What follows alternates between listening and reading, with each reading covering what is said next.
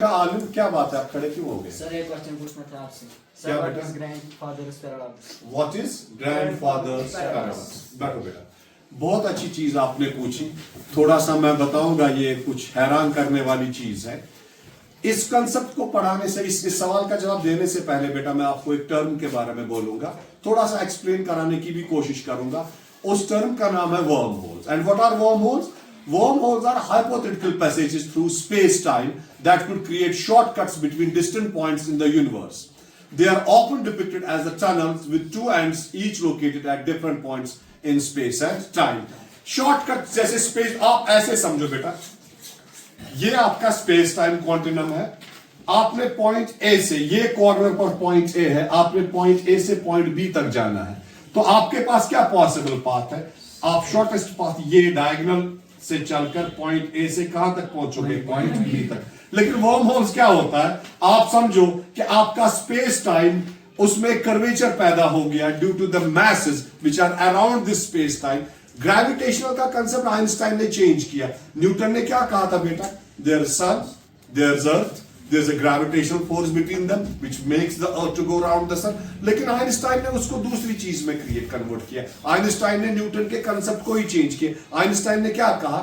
Because of the presence of mass, the space time continuum around that mass that gets curved, उसमें curvature create होता है। आप ऐसे समझो कि ये दो पॉइंट्स, अगर मैं इनको फोल्ड करके इस पॉइंट पे आ जाऊं तो आपको बेटा पता ही नहीं चलेगा आपने कब पॉइंट ए से स्टार्ट किया और आप कब पॉइंट बी में एंटर होगे।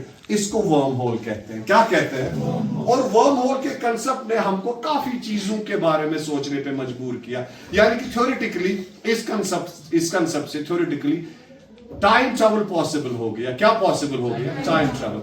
लेकिन ये जो ग्रैंडफादर्स पैराडॉक्स का कंसेप्ट है, अब आप ऐसे समझो एक लड़का है जो किसी तरह टाइम ट्रैवल करने में कामयाब हो जाता है। किसी मशीन में बैठकर वो टाइम ट्रैवल करने में कामयाब हो जाता है। वो पास्ट में चला जाता है जहां पर उसको अपने दादाजी, अपने ग्रैंडफादर मिलते हैं जब दादाजी काफी यंग थे। यानी कि उसने अपने दादाजी को देखा, उसकी उम्र क्या थी उस टाइम? 14 और 15 ईयर्स। किसकी?